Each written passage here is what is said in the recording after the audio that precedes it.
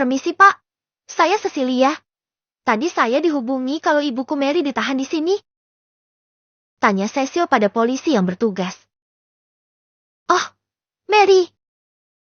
Polisi itu memperhatikan Cecil sejenak lalu menyuruh salah satu rekannya untuk mengantarkan Cecil ke tempat Mary berada. Antarkan dia ke tempat pelaku, serunya. Baik, Pak. Mari, Nona. Cecil pun diarahkan ke sebuah tempat, di mana ibunya tengah dikurung bersama tahanan lainnya. Sebelum divonis keluar, untuk sementara Mary akan dikurung di kantor polisi. Dan setelah keputusan pengadilan keluar nanti, barulah Mary akan dikirim ke pondok rutan bambu. Mama! Gumam Cecil. Matanya membola ketika melihat mamanya mendekam di balik jeruji besi. Mary yang tengah duduk di pojokan pun mendongak. Cecil? Cecil, itu kamu. Perlahan wajah Mary sumringah. Ia pun berdiri dan menghampiri anaknya. Hanya 10 menit. Seru petugas polisi memberikan mereka waktu untuk berbicara. Tahanan yang lain hanya melihat mereka dengan tatapan sinis. Krep. Mary menggenggam tangan anaknya yang terhalang jeruji. Cecil, tolong Mama Cecil. Tolong keluarin Mama dari sini. Hiks. Pinta Mary dengan air mata yang mulai bercucuran. Mama, kenapa bisa Mama berada di sini? Apa yang sudah Mama lakukan? Apa Mama terkena razia ketika di klub? Tanya Cecil. Mary menggeleng. Bukan. Jawabnya meragu. Bukan? Lalu, kenapa Mama bisa ditahan di kantor polisi? Tanya Cecil lagi, penasaran. Salahnya juga sih, tadi tidak menanyakan mengapa ibunya ditangkap oleh petugas yang berjaga tadi. Sekarang ia dibuat mati penasaran tetapi ibunya sepertinya enggan menjawab mengapa ia bisa berakhir di sini. Ini semua karena Nea.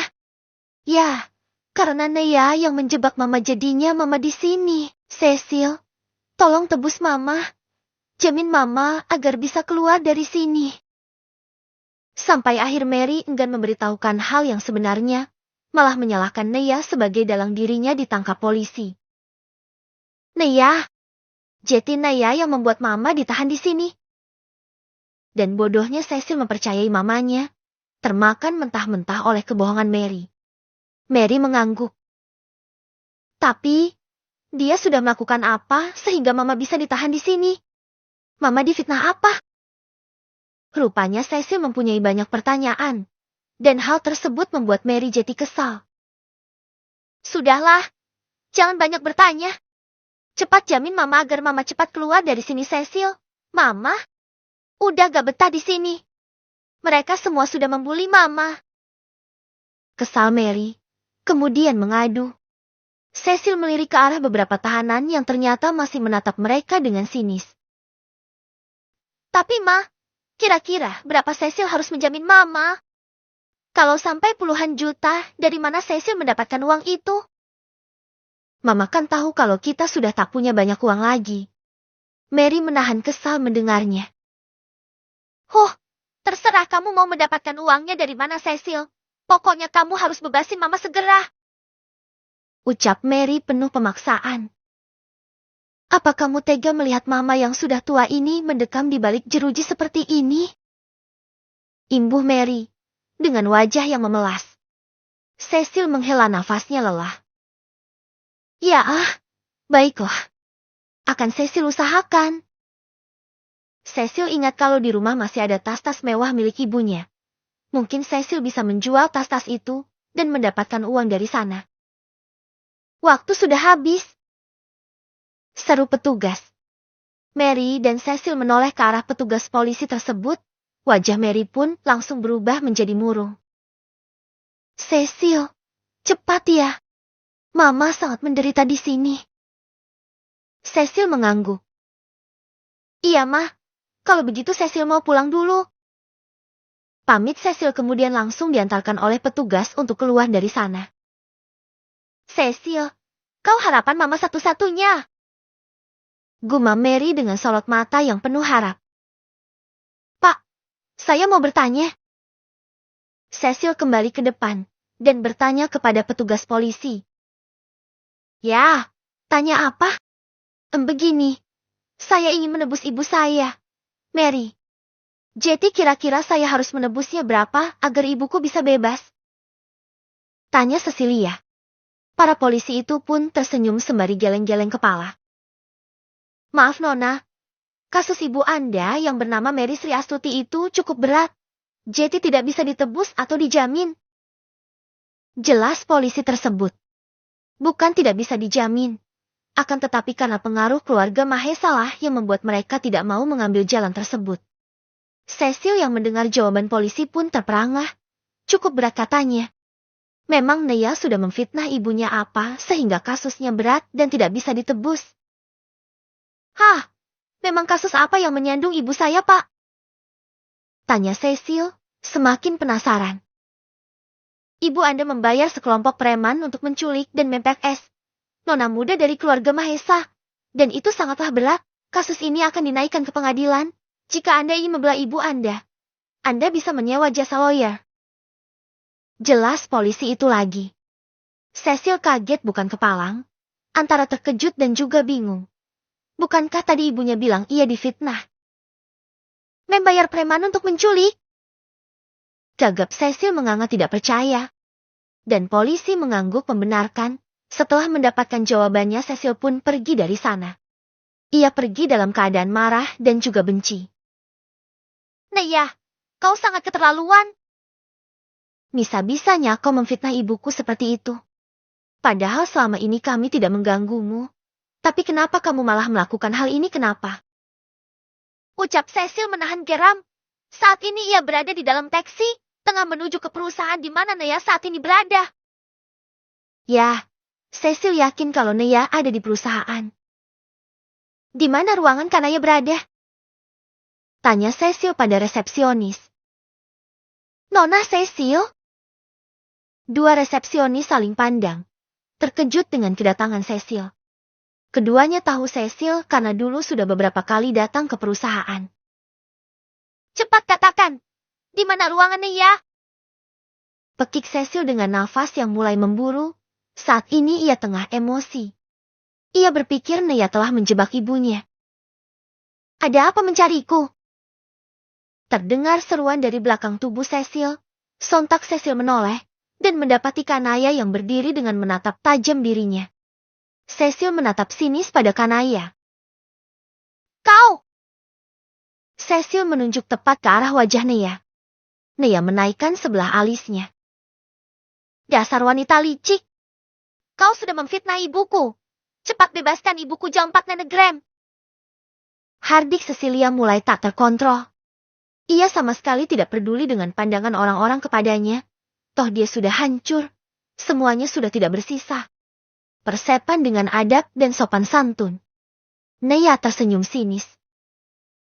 Oh, jadi karena Mary ya? Ucap Nea dengan tatapan mencemooh. Aku sangat membencimu Nea. Kau sudah merebut segalanya dariku. Cecil meradang melihat tatapan menghina Nea. Ia pun meringsek mendekati Nea dan berusaha menggampar Kanaya. Akan tetapi, Nea langsung sigap untuk menghindar. Dan akhirnya Cecil jatuh tersungkur di lantai yang keras dan dingin. Bruk! Mereka yang ada di labi menutup mulut melihat kejadian tersebut. Sial paten kau Nea! Pekik Cecil, menatap marah pada Nea. Nea menatap dingin pada Cecil. Apa kau kesini karena sudah tahu ibumu di penjara? Ceka, kau tahu. Ibumu itu jahat sekali. Dia berencana menculikku dan bahkan berencana melek 3 hekanku dengan membayar preman-preman itu. Cecil, apa kau juga ikut dalam rencana ibumu? Ah, mengingat sifatmu yang 11-12 dengan Mary pasti kau turut andil kan? Sepertinya menarik jika aku menambah laporan untuk kamu juga. Kata Nea dengan tatapan sinis yang tak lepas terhadap Cecil. Memang dasar kau wanita licik. Jahanam, kau juga mau memfitnahku ha? Ibuku tidak berencana menculikmu ya. Ini pasti akal-akalanmu kan? Tuding Cecil mulai bangkit dan berdiri. Nea mengerit. Ia pun menatap Cecil dengan intens. Kenapa kau menatapku seperti itu? Nea, apa kau belum puas sudah merebut kasih sayang kakek dan nenek? Kau juga sudah membuat kami terusir dari rumah. Hidup kami menderita karena kamu. Dan sekarang kamu mau membuat kami mendekam di penjara. Kau itu wanita terjahat yang pernah ku kenalkan ayah. Teriak Cecil mulai tak terkendali. Cecil pun mulai menangis terisak-isak. Dan hal tersebut disaksikan oleh banyak orang. Jetty, kau mengira ini adalah permainanku? Cecil, racun apa lagi yang telah ibumu berikan kepadamu? Ini semua memang ulah ibumu. Mary sudah menyewa preman untuk menculikku. Dia ingin memeras kakek dan nenek. Yang diincar itu harta kakek dan nenek. Tekankan ayah, mulai mengerti jalan cerita yang dilakoni Cecil. Pasti, Mary mempengaruhi Cecil kembali. Itu yang dapat Nea tangkap dari situasi tersebut. Tidak mungkin. Ibuku tidak punya uang sebanyak itu untuk membayar preman. Tentu saja Cecil tidak percaya. Nea tersenyum sinis. Susah menyadarkanmu jika otakmu sudah kadung dicuci oleh Mary. Ini. Dengarlah baik-baik. Lalu Nea memutar kembali rekaman antara Mary dengan salah seorang preman suruhannya saat di kantor polisi kemarin. Terdengar jelas bagaimana Mary menyuruh untuk menyekap dan mem 3 rekos 4 Nea. Dan tubuh Cecil mematung setelah mendengar keseluruhan percakapan tersebut. Kalau kau pikir ini editan itu salah besar. Ini rekaman asli. Yang merekam pihak polisi sendiri. Aku juga ada bukti rekaman saat aku dihadang dan diserang oleh para preman itu. Jetty, memang sudah wajar bukan jika aku melaporkan ibumu. Ibumu sudah melakukan tindak kriminal dan pantas untuk dihukum. Ucap Nea. Dan mengenai kasih sayang kakek dan nenek, aku tidak merebutnya dari siapapun. Bukankah memang sudah sangat wajar seorang kakek dan nenek menyayangi cucunya sendiri? Apalagi cucu kandung.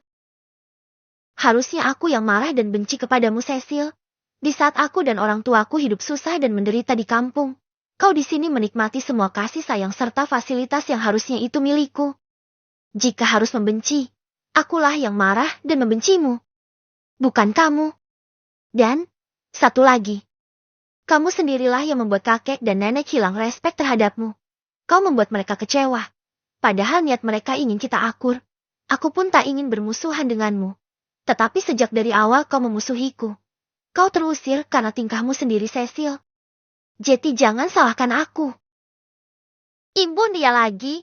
Setelah itu Nea pergi meninggalkan Cecil yang mematung dengan pandangan mata yang kosong. Cih, dasar tidak tahu malu. Iya ya, padahal sudah sangat untung dijadikan cucu angkat oleh Tuan Guntur. Itulah, definisi manusia tidak bersyukur. Sudahlah dipungut dari jalanan, malah menggigit yang menolongnya. Terdengar suara-suara sumbang mencibir dan menghina Cecilia. Tidak tahan mendengar semua hinaan yang ditujukan kepadanya, Cecil pun memilih pergi. Ia berjalan gontai di pinggir jalan, pandangannya kosong, otaknya penuh dengan kebersamaannya bersama Tuan Guntur di masa lalu. Sebagai anak yang tidak mempunyai ayah, Cecil sangatlah menyayangi Tuan Guntur. Tuan Guntur adalah sosok kakek sekaligus ayah bagi Cecil. Dulu, dirinya adalah kesayangan Tuan dan Nyonya Guntur, akan tetapi semuanya berubah semenjak kedatangan Kanaya di dalam hidupnya. Awalnya Cecil menyalahkan Kanaya, akan tetapi pandangannya mulai berubah setelah mendengar kata-kata Nea tadi. Benarkah jalan yang kupilih itu salah? Aku hanya cemburu kakek lebih menyayanginya, dan akan melimpahkan semua miliknya kepada Nea. Aku iri, dan juga cemburu. Tapi, gumam Cecil kemudian ia teringat dengan kata-kata kakeknya dulu. Tuan Guntur pernah menegaskan bahwa Cecil tidak akan mendapatkan warisan darinya.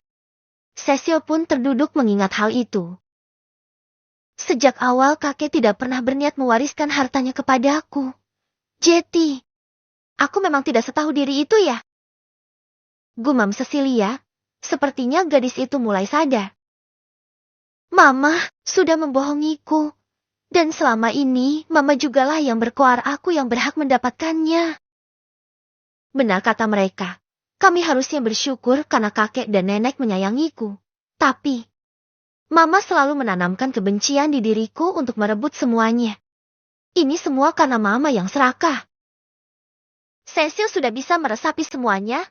Mengingat semuanya, Cecil sadar kalau selama ini ibunya lah yang menjadi perusak dalam hidupnya.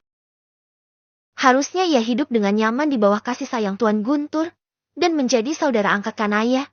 Andai ia lego menerima kehadiran Kanaya di tengah-tengah mereka, maka Cecil dan ibunya tidak akan hidup menderita seperti ini.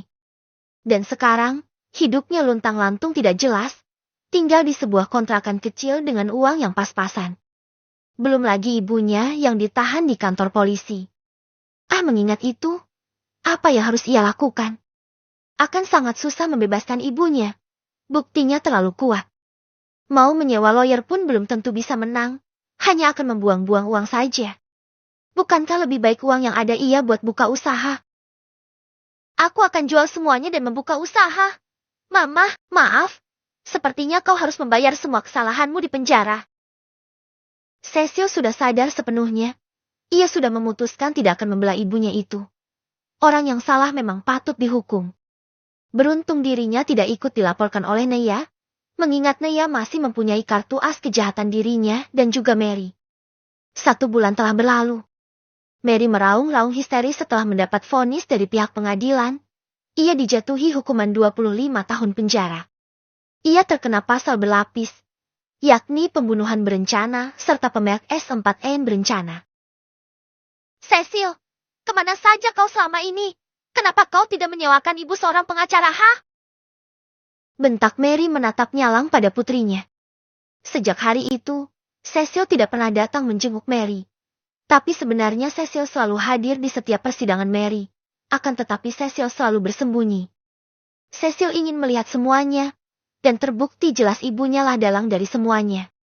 Cecil pun semakin yakin kalau di sini yang jahat adalah ibunya. Dan di saat terakhir, sebelum ibunya dibawa ke pondok rutan bambu, Cecil menyempatkan mendatangi ibunya. Tetapi baru saja muncul ibunya sudah mencerca dan memaki-maki dirinya. Mama sudah salah, dan juga sudah membohongiku. Mama, kenapa Mama sejahat itu?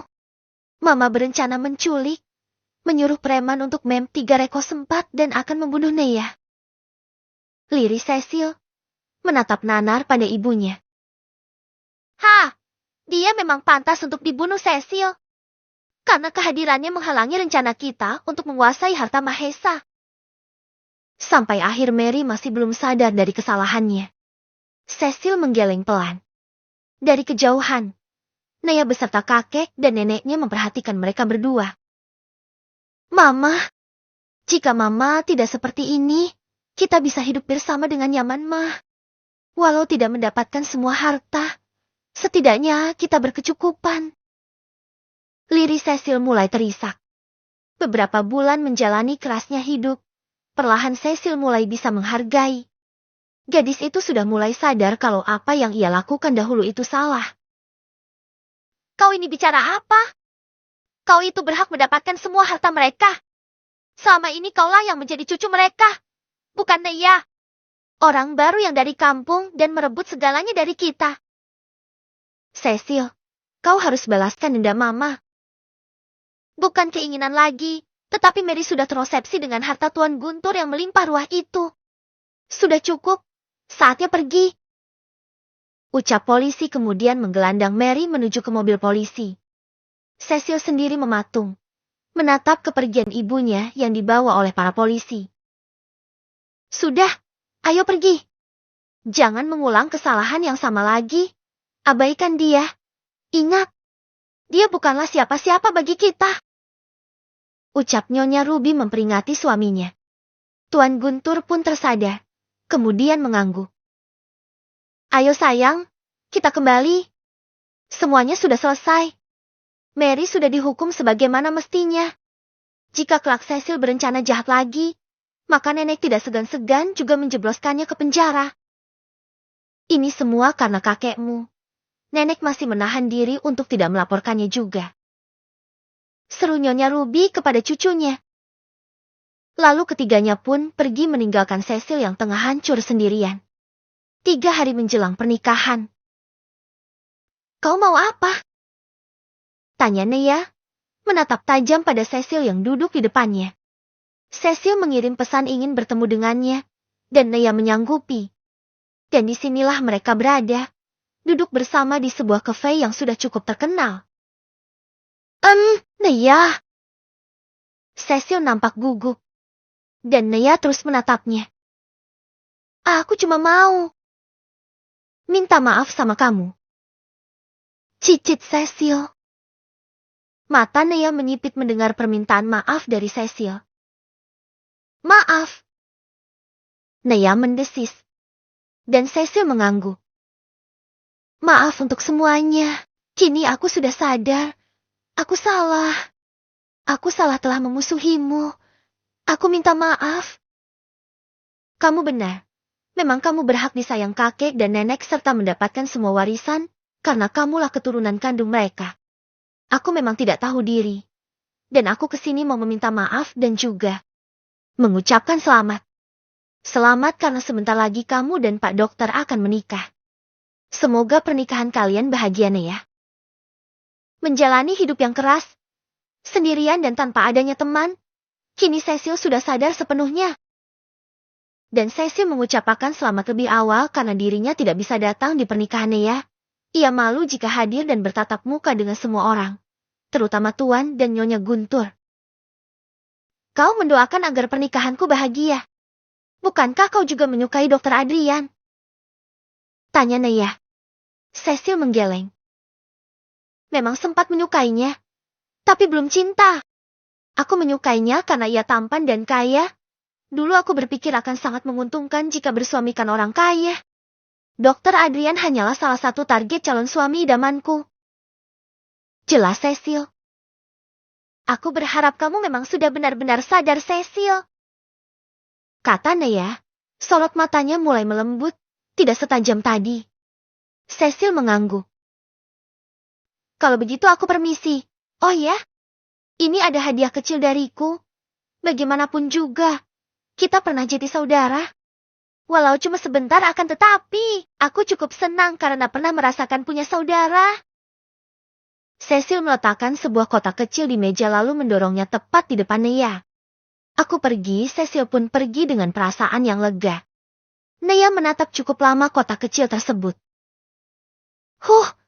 Tidak mungkin bom kan? Gumam Kanaya. Penasaran dengan apa isinya, perlahan Nea pun membukanya. Ia mematung saat tahu apa isinya. Bukankah gelang ini sama persis yang ia kenakan tadi? Jadi gelang couple ya? Gumam Nea. Kado dari Cecil berupa gelang emas putih yang mempunyai ukiran bunga berwarna hijau. Dan Nea tadi sempat melihat Cecil mengenakan gelang yang sama. Adasar, tapi syukurlah kalau kamu sadar dan sudah berubah Cecil. Semoga kau mendapatkan kebahagiaanmu di luar sana. Gumam Nea lagi sembari tersenyum kecil. Nea pun meraih gelang tersebut dan memakainya. Terlihat cantik saat ia kenakan. Deti. Ponsel Nea berdering. Astaga, dia lagi. Apa dia gak kerja sehingga menelponku di setiap 1 jam sekali? Gerutu Nea tak habis pikir. Adrianlah yang menelponnya. Ya halo. Sayang, bagaimana keadaanmu? Apa kau baik-baik saja? Dia tidak menyakitimu kan?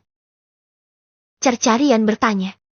Terpaksa Nea memberitahukan dia mau bertemu Cecil karena Rian yang terus mendesak. Aku baik-baik saja mas, tidak usah khawatir. Apa kamu tidak bekerja? Kenapa terus menelponku? Kerja? Ini juga mau masuk ruang operasi. Tapi aku tidak akan bisa konsentrasi jika tahu kamu akan bertamu dengannya. Tapi syukurlah dia tidak macam-macam lagi. Ucap Rian terdengar lega. Aku bisa menjaga diriku. Kamu tahu itu kan? Ucap Nea. Ya. Calon istriku memang superhero. Tapi tetap saja aku khawatir sayang. Mas, kita ini lagi dipingit. Sebenarnya kita juga tidak boleh berhubungan lewat ponsel. Ucap Nea mengingatkan. Alah, Bisa mati berdiri aku sayang. Tidak dengar suara dan wajah kamu. Udahlah. Abaikan para orang tua itu. Bagaimana kalau nanti kita makan malam bersama? Pulangnya aku jemput ya. Tawar Adrian. Jangan macam-macam kamu, Mas. Mata-mata kakek ada di mana-mana. Memang kamu mau mempelai prianya diganti oleh kakek? Ya, semenjak saat itu Tuan Guntur memperketat penjagaan Nea. Walah Nea sudah sangat jago ilmu bela diri. Tetap saja Tuan Guntur sangat khawatir. Ia pun memutuskan untuk menambah penjagaan. Beberapa bodyguard menjaga Nea dari jauh. Ya jangan dong. Aduh kakekmu itu menyebalkan sekali. Apa tidak boleh? Gerutu Adrian. Nea pun mengulum senyum. Ya sudah, sana balik kerja.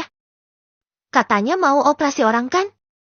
Oh iya, sampai lupa. Ya sudah ya sayang, aku pamit dulu. Inyuch. Tut. Panggilan pun berakhir. Dasar bucin. Nea menggeleng-geleng pelan dengan tingkah calon suaminya. Nea! Seru seseorang. Nea yang sedang berdiri di area parkir itu pun menoleh ke asal suara. Hah, Mas Adi? Kenapa dia masih ada di sini? Gumam Nea menatap heran pada sang mantan suami yang ternyata masih berada di Jakarta. Padahal sudah ia kasih ongkos untuk pulang ke kampung. Tetapi kenapa masih ada di kota ini? Pikir Nea terheran-heran. Nea, akhirnya aku bisa bertemu denganmu lagi. Kau tahu, aku kesulitan untuk bertemu kamu karena satpam itu selalu menghalang-halangi. Cetus Adi saat sudah di hadapan Nea. Nea, aku merindukanmu. Seru Adi kembali, berniat untuk memeluk Nea. Akan tetapi Nea dengan sigap menghindar. Alhasil Adi pun oleh dan menubruk mobil yang ada di hadapannya. Bruk! Og! Adi meringis kesakitan saat hidungnya terpentok badi mobil. Nea yang melihatnya pun tersenyum sinis. Apa yang kau lakukan di sini? Tanya Nea sembari bersedekap dada. Bukankah kemarin aku sudah memberimu ongkos untuk pulang kampung? Kenapa masih di Jakarta? Tanya Nea, sarkas. Nea, aku kesini karena kamu. Jadi sebelum aku mendapatkan maafmu aku tidak akan pulang. Ujar Adi. Sudah berdiri tegak dan menatap penuh kagum terhadap mantan istrinya. Maaf. Nea tersenyum miris. Dan Adi mengangguk. Nea, tolong maafkan aku dan beri aku kesempatan. Pinta Adi dengan lancang menyentuh tangan Nea. Adi terhenyak saat merasakan tangan Nea yang sangat halus dan lembut. Mirip seperti kulit bayi yang baru lahir. Plak! Nea langsung menarik tangannya dan menggeplak tangan Adi dengan keras. Jangan menyentuhku! Bentaknya. Galak. Mukanya takut Adi malah tersenyum. Nea, kamu sama sekali tidak berubah. Masih galak seperti dulu. Ucapnya dengan pandangan mata yang tak pernah lepas pada Kanaya. Pergilah dan jangan ganggu aku. Ketus Nea, terang-terangan mengusir. Adi menggeleng. Kemudian Adi berjongkok tepat di hadapan Nea. Nea, aku menyesal. Aku menyesal telah berselingkuh dengan Sinta. Terlebih aku menyesal tidak mempercayaimu. Aku menyesal Nea, setelah kamu pergi dari hidupku. Aku baru sadar kalau kamulah wanita satu-satunya yang aku cinta. Aku mencintaimu Nea. Aku mencintaimu dengan tulus. Aku menerima segala kekuranganmu. Aku tidak apa-apa jika kamu tidak bisa memberiku anak. Yang terpenting bagiku kita bisa sama-sama. Kita bisa mengadopsi anak orang dan menjadikannya anak kita sendiri. Nea, ayo kita menikah lagi. Pinta Adi terlihat sangat bersungguh-sungguh. Mukanya terharu. Nea malah menganga tidak percaya. Bercampur marah juga. Dengan kata lain, Adi menganggapnya wanita mandul. Nea pun mulai meradang. Dah sempat sial 4 kamu ya? Pekik Nea kemudian memukuli Adi menggunakan tasnya. Bek. Bek. Bek. Nea, ampun. Apa salahku? Teriak Adi tidak menyadari kesalahannya. Aku tidak mandul asal kau tahu. Aku akan membuktikannya. Lihat saja nanti. Pekik Nea lagi, masih terus memukuli Adi dengan tas. Bek. Bek. Adi tidak melawan. Ia hanya melindungi diri dengan kedua tangannya. Hei sayang, ada apa ini? Tiba-tiba Rian datang menghampiri. Iya, Adrian. 3 hari menjelang pernikahan. Kedua calon pengantin yang harusnya dipingit kini harus dipertemukan kembali karena harus mengurus sesuatu hal mengenai resepsi pernikahan mereka. Keduanya baru saja selesai bertemu dengan pihak Wow dan akan kembali pulang. Sebelum pulang Rian izin ke Toyota terlebih dahulu, dan Naya memilih akan menunggu di dalam mobil saja. Akan tetapi, sebelum memasuki mobil, Naya mendapat pesan dari Roy. Ia pun memutuskan untuk membacanya terlebih dahulu. Lalu muncullah Adi yang entah dari mana datangnya, dan membuat Naya kesal. Mendengar seruan Adrian, Naya pun menghentikan aksinya. Haf! Naya menghela nafasnya kasar. Loh, dia ini bukannya? Ucap Rian saat melihat wajah Adi. Tentu saja Rian sangat mengingat betul wajah lelaki yang menjadi rivalnya di masa lalu. Adi Tama. Ya. Dialah Adi Tama yang dahulu berhasil mendapatkan hati Kanaya, wanita yang ia cintai di masa lalu, dan yang ia cintai sampai di detik ini. Kamu! Adi juga menunjuk wajah Rian. Kedua alis Adi mengerit dalam. Ia tengah mengingat-ingat siapa lelaki tersebut. Seperti pernah kenal tapi siapa ya? Batin Adi merasa familiar pada sosok Dokter Adrian. Abaikan saja dia, Mas. Dia ini lelaki gila yang lagi nyasar di kota. Ucap Nea dengan ketus. Sayang, bukankah ini Adi? Mantan suamimu? Ucap Rian. Dengan malas Nea mengangguk membenarkan. Ya, dia Adi. Mantan suamiku. Nea sedikit menekan kata mantan suami, agar Adi sadar kalau mereka sudah menjadi mantan. Mantan yang sangat mustahil untuk bersatu lagi. Walaupun bisa dipersatukan kembali, tentunya Nea tidak akan pernah sudi kembali lagi dengan Adi. Ya kali dia akan kembali jatuh ke lubang yang sama. Sama aja keledai dong. Nea, dia siapa? Sepertinya aku pernah kenal. Dan juga, aku seperti mengenalnya juga. Tanya Adi seraya bangkit dan berdiri. Lalu menatap Rian dari atas sampai bawah. Lalu sampai ke atas lagi. Perasaan insecure pun mulai muncul dari diri Adi. Rian terlihat sangat tampan dan gagah, berkulit putih dan hidung mancung. Jangan lupakan kacamatanya itu yang menambah kadar ketampanan Adrian. Sebagai lelaki, Adrian terlihat sangat mempesona. Adi aku itu. Kau lupa padaku. Aku adalah dokter yang magang di desa kalian dulu. Bukan ia melainkan Rian yang menjawab. Dokter yang magang di desa? Gumam Adi. Sesaat kemudian mata Adi pun terbelalak kaget. Kakakmu, dokter yang waktu itu?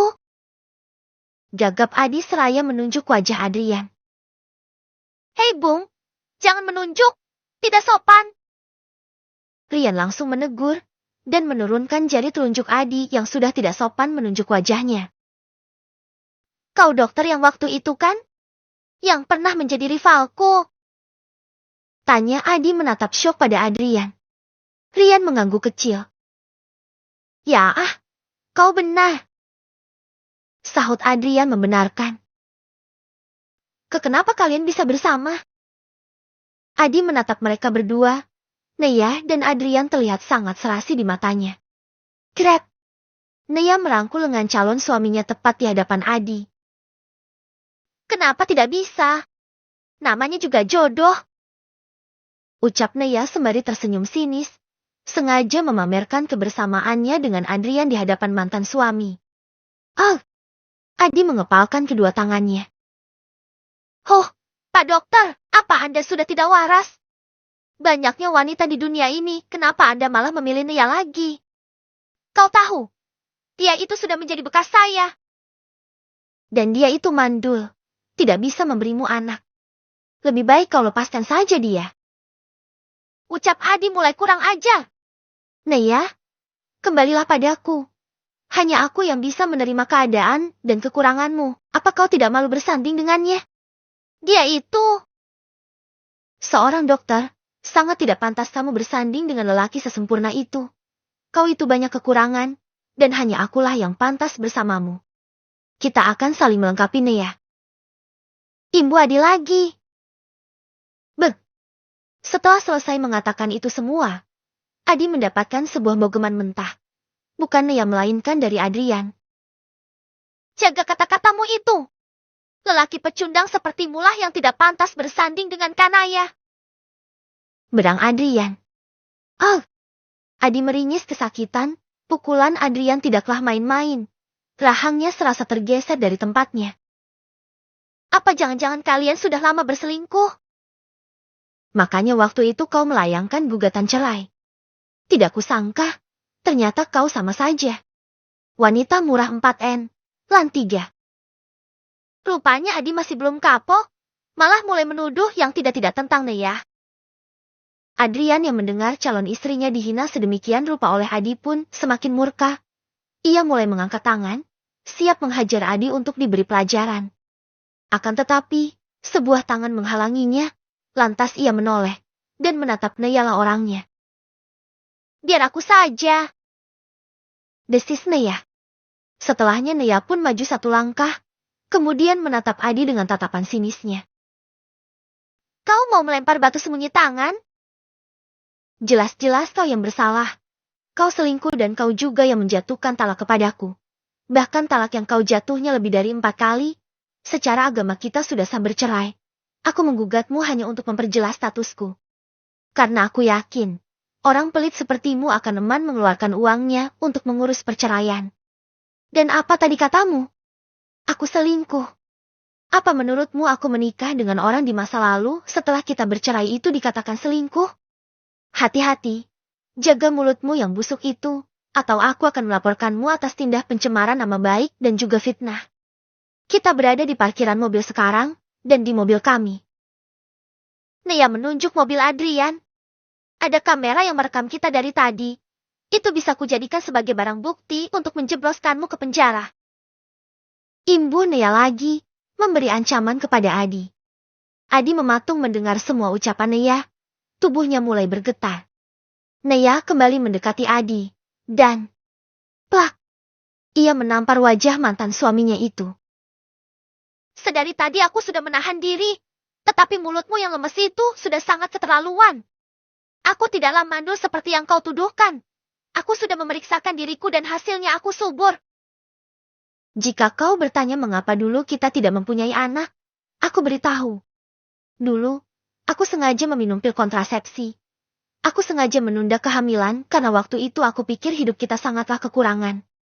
Kau masih ingat betul bukan berapa nafkah yang kau berikan kepadaku di setiap harinya. Hidup anakku akan menderita jika mempunyai ayah pelit dan medit sepertimu Adi. Dan syukurlah aku mencegah kehamilan. Aku tidak bisa membayangkan andai aku punya anak darimu waktu itu.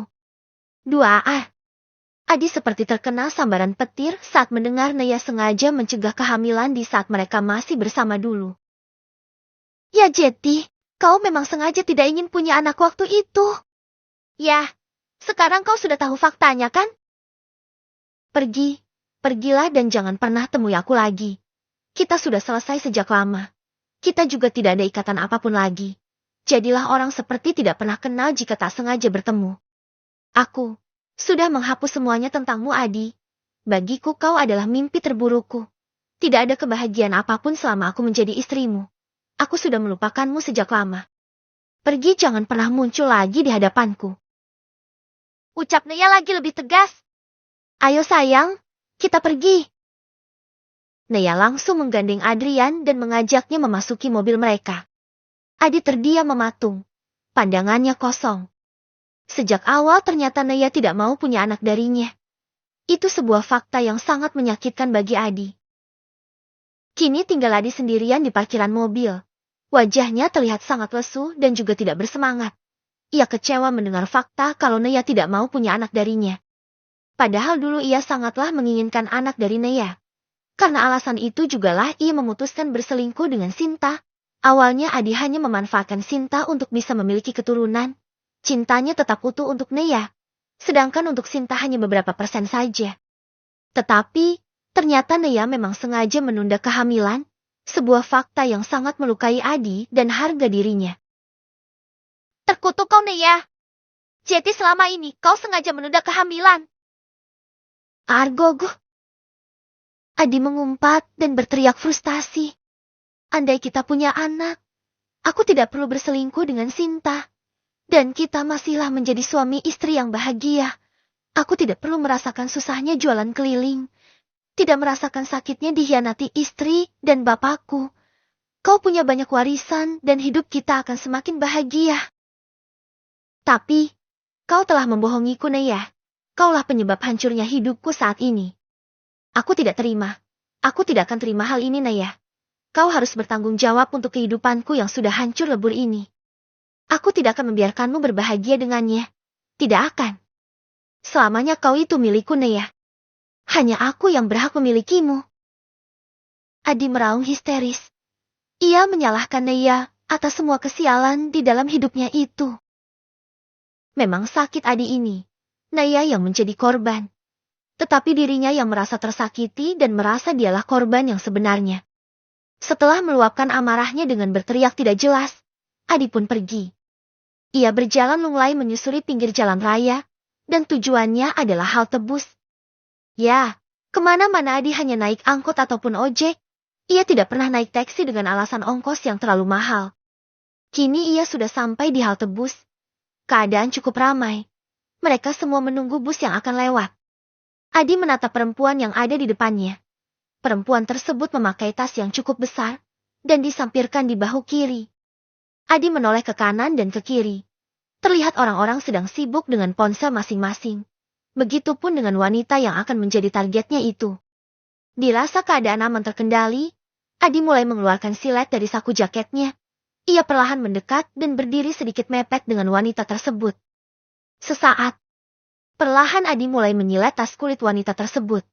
Setelahnya tangannya mulai merogoh masuk dan mencari dompet. Dapat! Batin Adi dengan bibir menyeringai.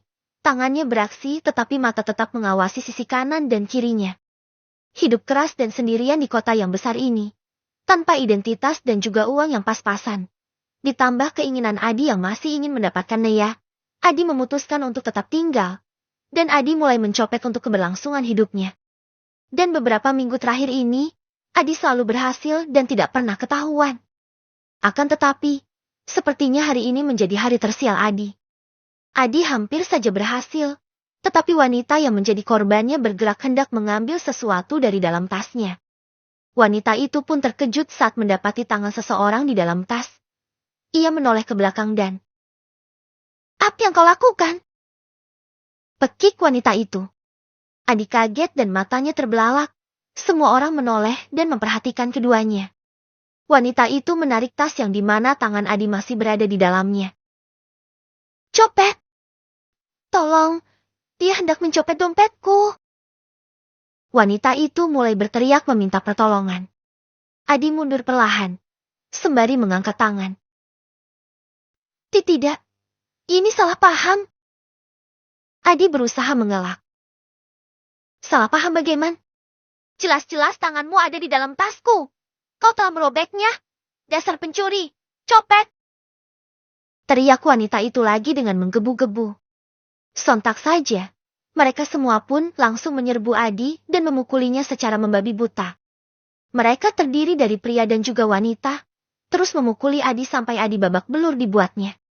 Mereka pun berhenti saat bus tiba dan seseorang yang berseru menghentikan aksi mereka. "Berhenti! Apa yang kalian lakukan kepadanya, ha?" Bentak seseorang yang bertubuh tinggi besar. Dia adalah seorang security yang baru saja pulang dari bertugas. "Dia ini copet, dan kita sedang memberinya pelajaran," sahut salah satunya.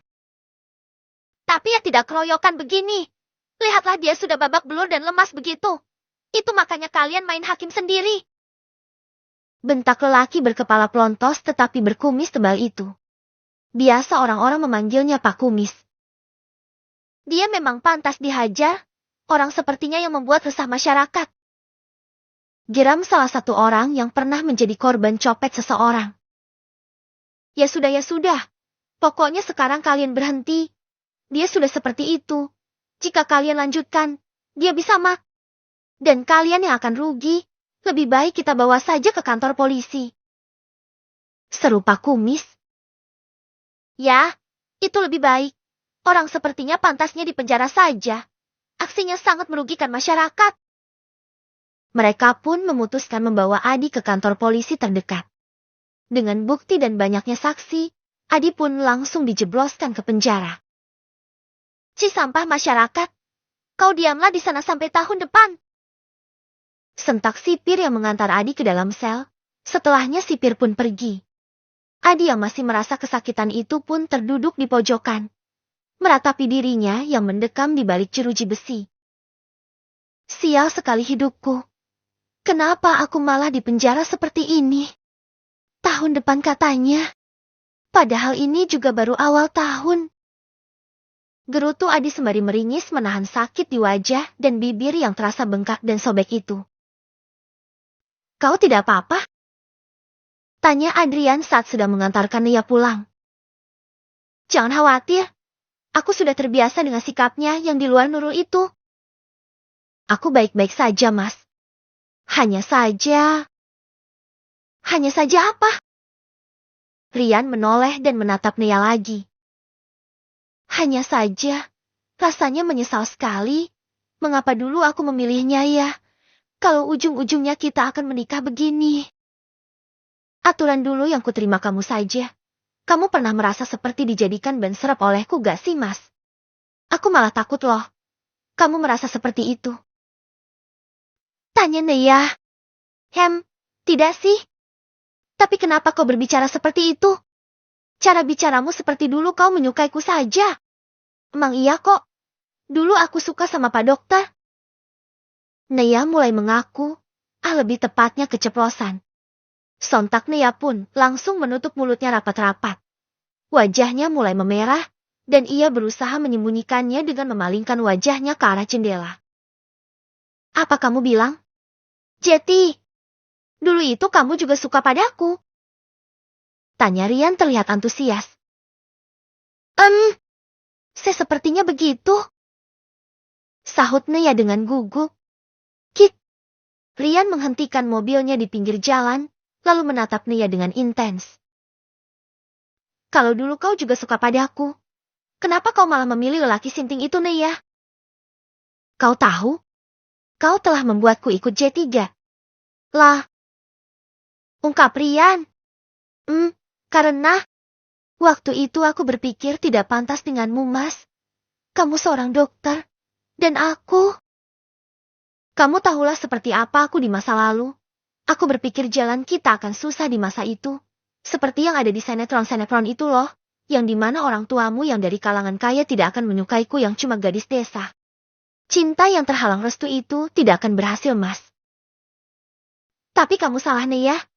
Kamu lihat sendiri bukan bagaimana orang tuaku. Nia meringis. Hihi, maaf.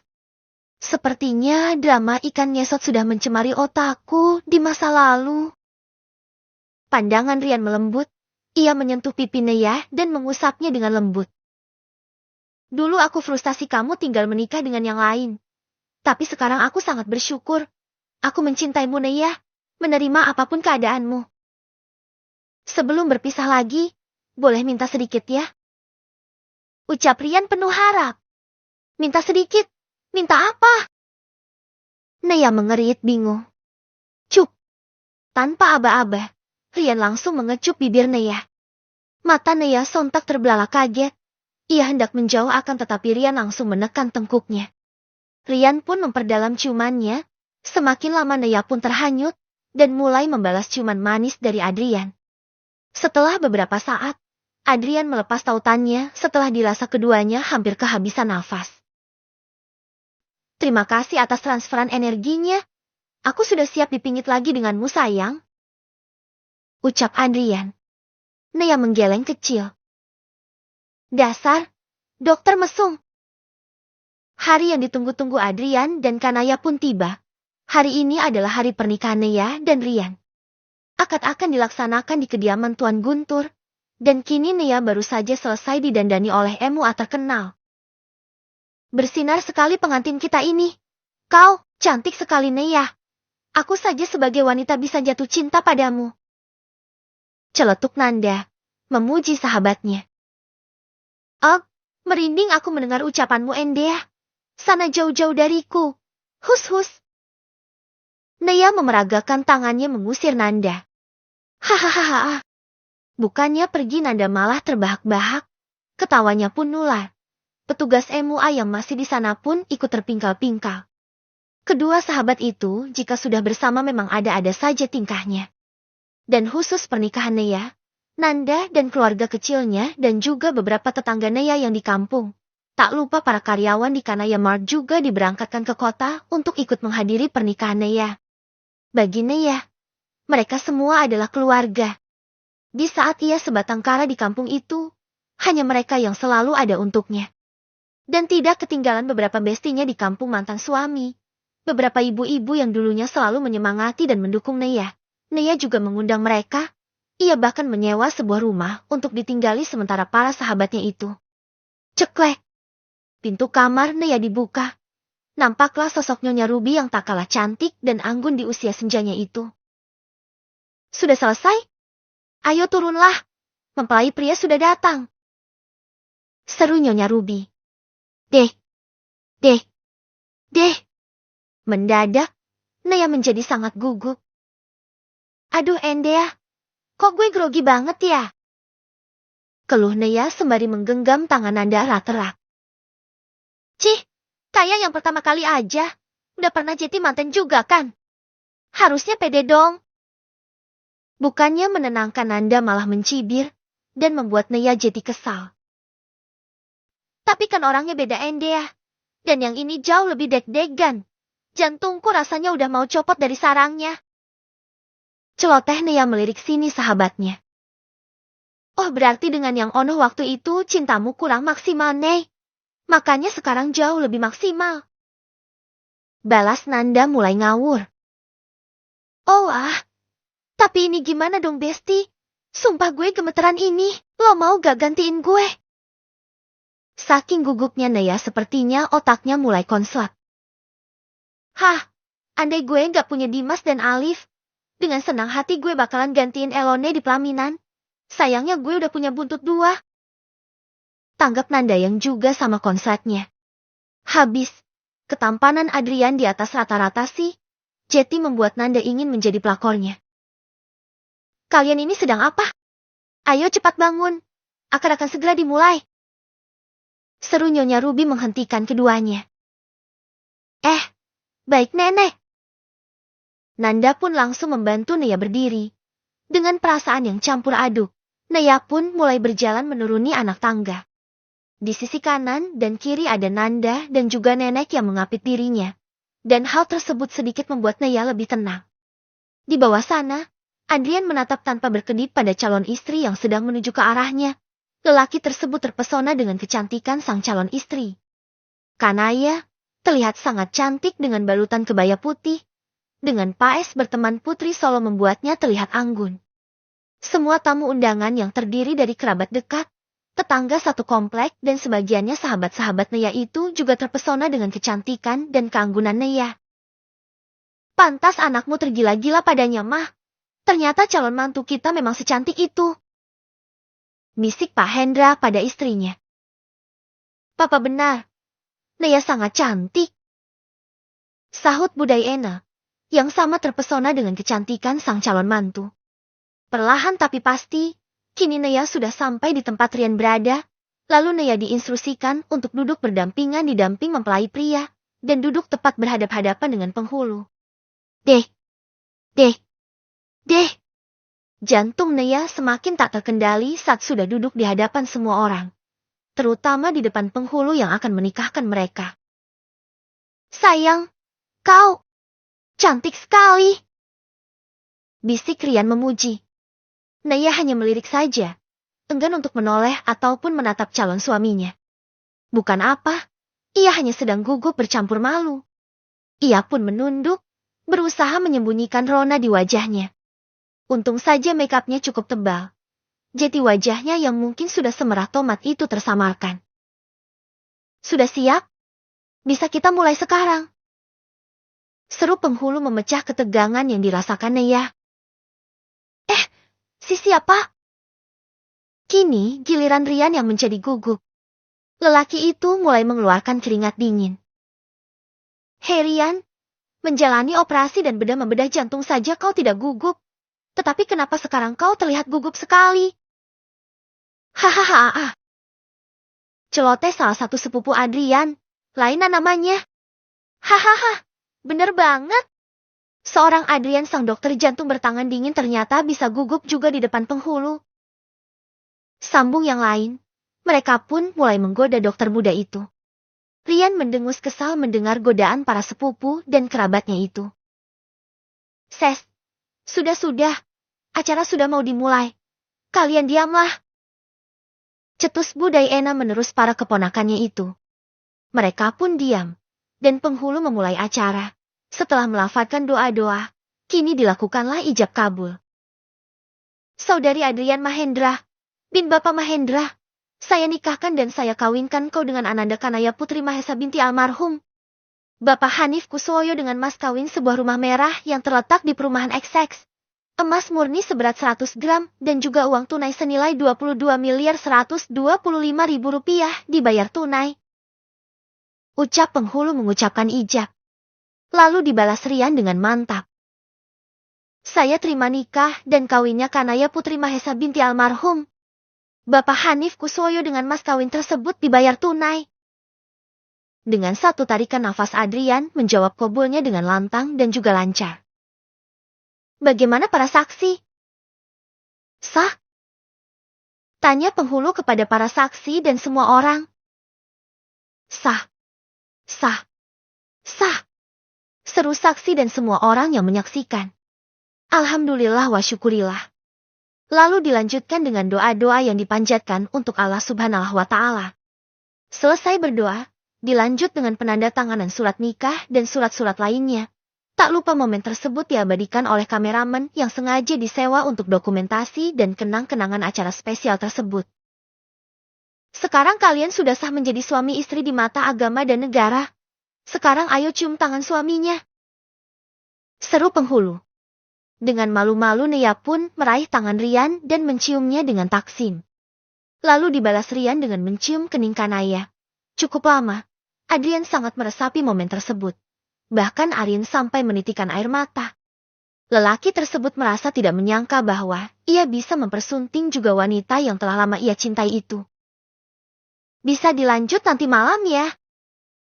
Cetus penghulu bermaksud menyadarkan Adrian. Neya yang awalnya juga terhanyut dengan kecupan sayang suaminya pun tersadar, lalu mendorong pelan bahu suaminya agar kecupan tersebut terlepas. Adrian pun nyengir, lalu mengusap air matanya tersebut. Maaf, cicitnya. Neya sendiri merasa malu dan juga salah tingkah. Dasar kau Adrian, ternyata tidak sabaran juga.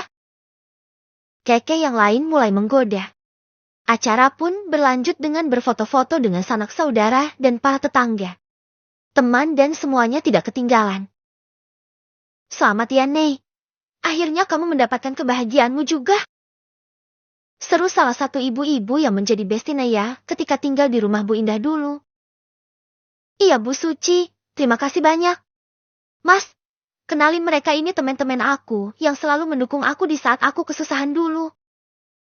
Neya memperkenalkan beberapa ibu-ibu kepada suaminya. Adrian menatap heran pada istri dan ibu-ibu itu. Tetapi ia mengangguk dan tersenyum.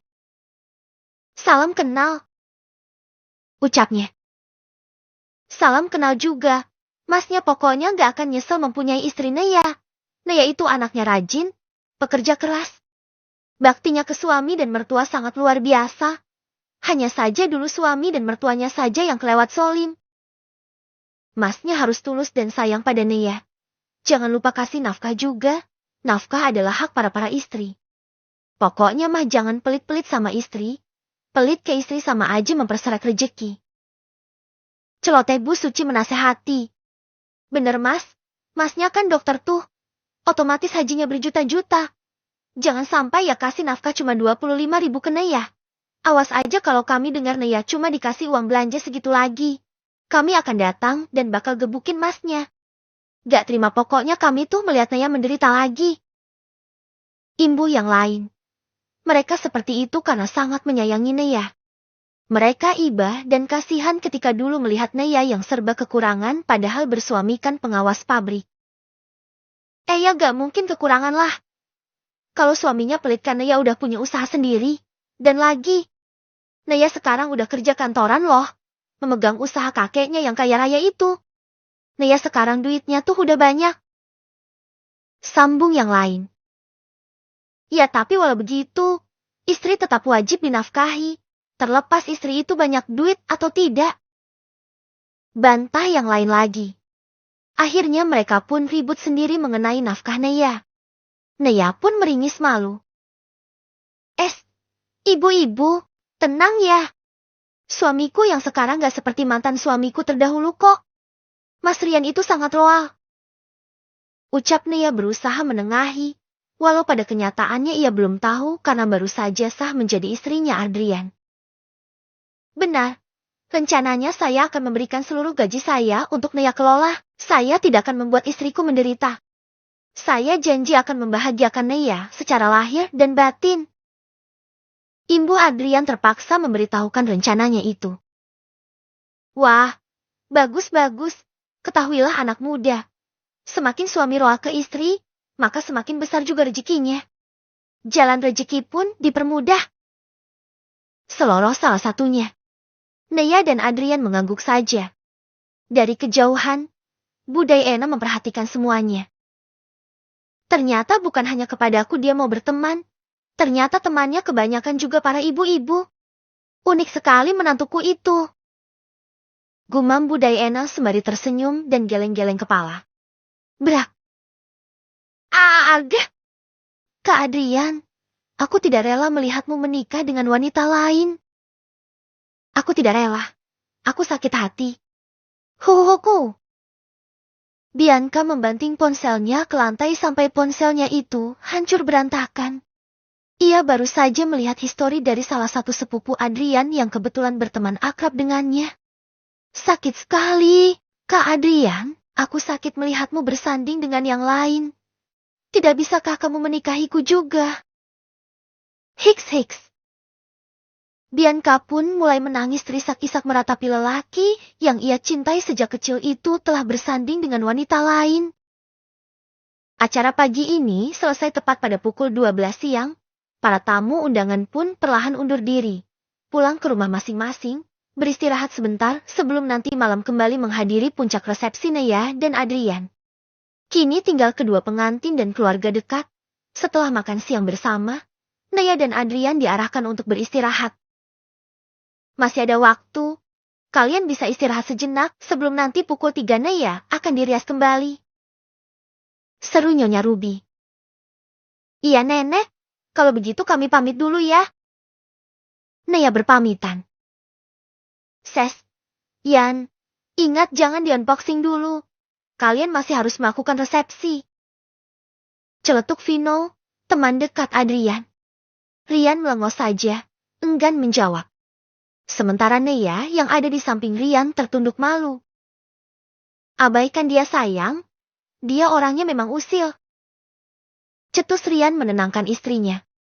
Lantas kedua pengantin pun mulai menaiki tangga dan menuju ke kamar Neya. Ceklek. Di dalam kamar masih ada dua orang MWA yang akan membantu Neya melepaskan baju dan perintilannya. Selamat atas pernikahan Nona dan Tuan, ucap keduanya memberi selamat. Terima kasih, ucap Neya dan Rian dengan kompak. Lalu, mereka mulai menghapus make-up dan pernik-pernik yang ada di kepala Neya. Sedangkan Adrian langsung melepas jas dan membuka sepatunya, lalu berjalan menuju kamar mandi untuk mencuci muka. Setengah jam kemudian, Neya sudah selesai. Dan kedua MWA itu pun pamit undur diri. Mas, ayo kita sholat zuhur berjamaah, ucap Neya. Rian mengangguk. Ia memang tengah menunggu istrinya untuk bisa sholat berjamaah. Tunggu sebentar ya. Aku akan mengambil air wudhu dulu. Neya pun bergegas mengambil air wudhu. Setelahnya. Dan untuk pertama kalinya keduanya melakukan sholat zuhur berjamaah. Assalamualaikum warahmatullah. Assalamualaikum warahmatullah. Selesai Neya langsung mencium taksim tangan suaminya. Rian tersenyum, lalu memegang kepala Neya dan mengecup kening istrinya itu dengan sayang. Sebuah perasaan hangat mulai menjalar di hati keduanya, dan itu terasa sangatlah nyaman. Alhamdulillah, kita sekarang sudah menjadi suami istri. Ucap Rian dengan menatap lembut istrinya. Neya tersenyum. Iya mas, terima kasih karena kamu sudah menerima semua kekuranganku. Tidak ada kekurangan apapun, kamu adalah wanita yang sempurna. Balas Rian. Neya menggeleng. Manusia tidak ada yang sempurna mas. Desis Neya. Ya, dan dengan kita menikah, kita akan saling menutup kekurangan dari kita. Balas Rian lagi. Krep. Keduanya pun berpelukan. Sayang. Panggil Rian. Hen. Sudah boleh kan? Rian menatap dalam mata Neya. Apa? Rian tidak menjawab. Tetapi ia semakin mendekatkan wajahnya dengan wajah istrinya kemudian. Cup. Ia mencium bibir ranum istrinya. Tak hanya sebuah kecupan, Rian mulai memperdalam ciumannya. Karena sudah sah, Neya tidak memberontak. Ia mulai membalas ciuman suaminya dan kini keduanya saling bertukar saliva. Semakin lama ciuman keduanya semakin dalam dan menuntut. Lalu, karena tidak tahan, Rian langsung saja membopong istrinya menuju ke atas kasur. Neya hanya pasrah saja dan menerima yang suaminya inginkan. Sayang, boleh kan? Di saat sudah seperti ini, Rian masih saja bertanya. Neya mendengus dengan wajah yang merona malu. Neya pun mengangguk. Mendapat persetujuan dari Neya, Rian pun senang bukan kepalang. Ia pun kembali melanjutkan aktivitasnya. Ia kembali mencumbui istrinya tersebut. Saat keduanya mulai hanyut dalam suasana, tiba-tiba pintu diketuk lalu dibuka oleh seseorang. Tok! Tok! Ceklek! Sayang, minumlah ini sebelum tidur. Seru Nyonya Ruby yang kemudian matanya melotot sempurna dengan mulut menganga lebar. Astaga! Pekik Nyonya Ruby terkejut. Sementara Rian dan Neya pun terlihat kalang kabut dengan kedatangan nenek mereka yang tiba-tiba itu. Neya langsung membetulkan kaosnya yang sempat terbuka separuh. Rian juga terduduk dengan salah tingkahnya.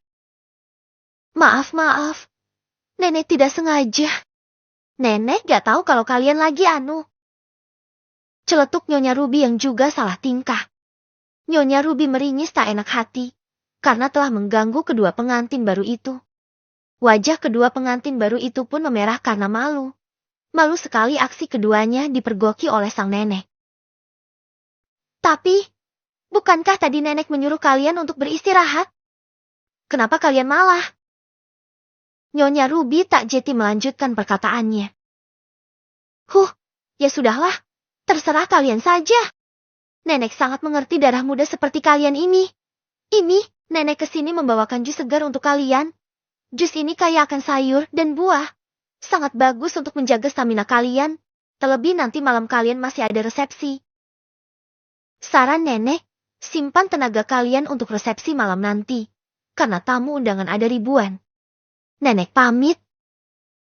Setelah meletakkan nampan yang berisi 2 gelas jus di atas meja kecil, Nyonya Ruby pun bergegas pergi dari kamar Neya. Oh ya, kalau kalian mau jangan lupa dikunci pintunya. Pesan Nyonya Ruby sebelum benar-benar pergi. Brak.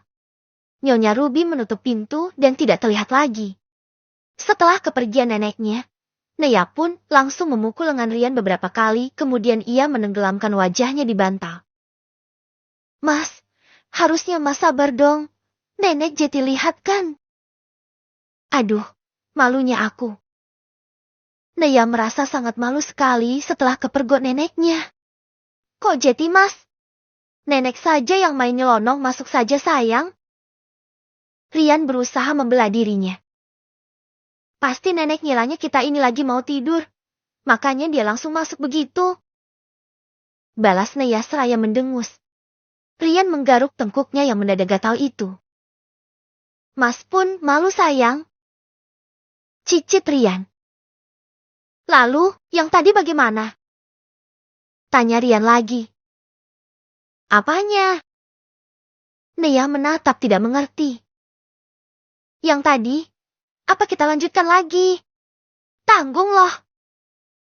Tanggung yang dimaksud Rian adalah adik kecilnya yang sudah kadung terbangun. Mata Neya pun mendelik. Hah? Tidak? Benar kata nenek. Kita harusnya beristirahat dengan baik sebelum menjalani malam resepsi yang panjang itu. Lihatlah, sudah pukul 1:30 siang. Minum jusnya sekarang lalu kita tidur. Bukan mau menolak, tapi Neya menundanya saja. Apa? Tidak Jeti. Wajah Rian pun terlihat nelangsa.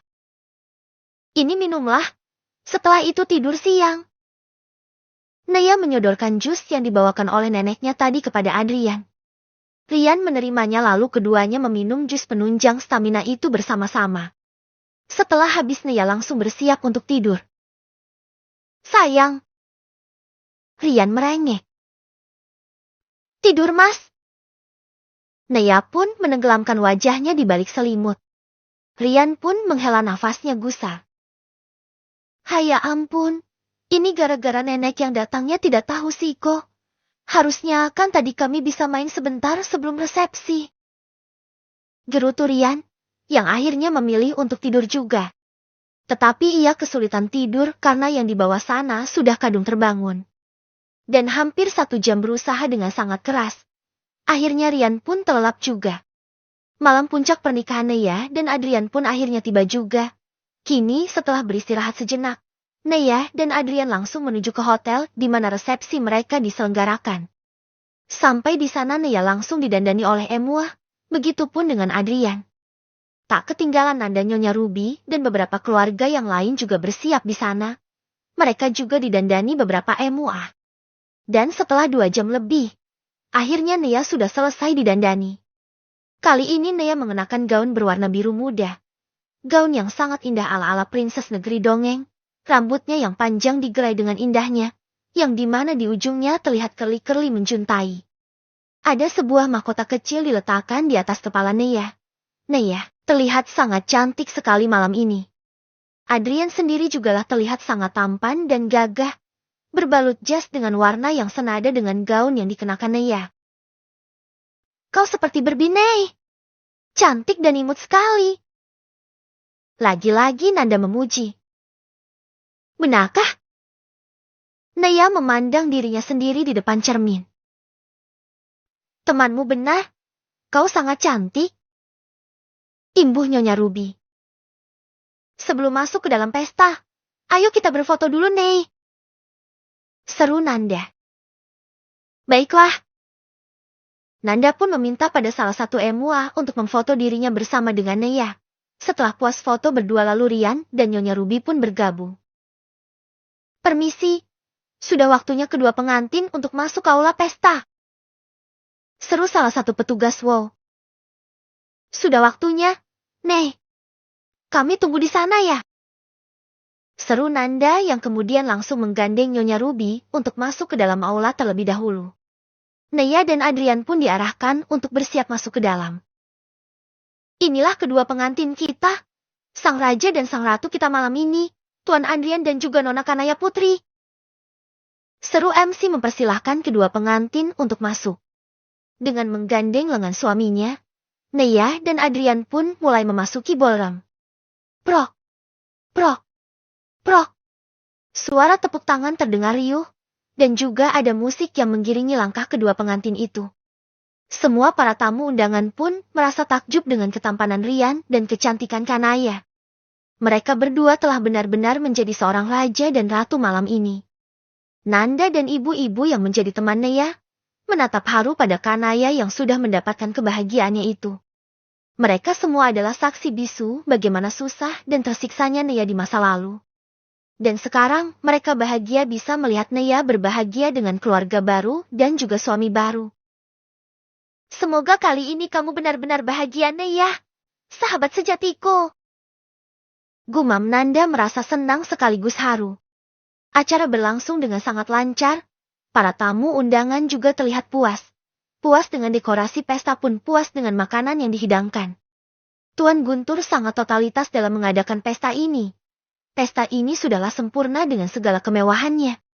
Tak sampai di situ. Rupa-rupanya acara resepsi itu juga diliput langsung oleh beberapa awak wartawan. Bahkan resepsi tersebut sampai masuk ke dalam siaran langsung di beberapa channel televisi.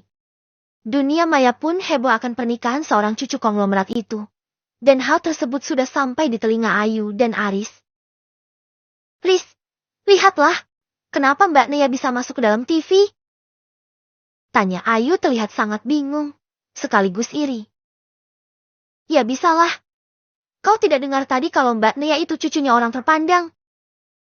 Balas Aris. Tapi, bagaimana dengan Mas Adi? Mas Adi kan ke kota mau ngajak Mbak Neya rujuk, tapi kenapa Mbak Neya bisa sampai menikah dengan lelaki lain? Mana lelakinya sangat tampan lagi?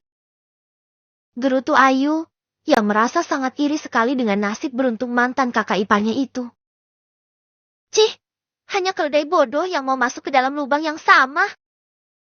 Kenapa kau bicara seperti itu? Apa kamu gak suka ya kalau Mbak Neya kembali ke rumah ini?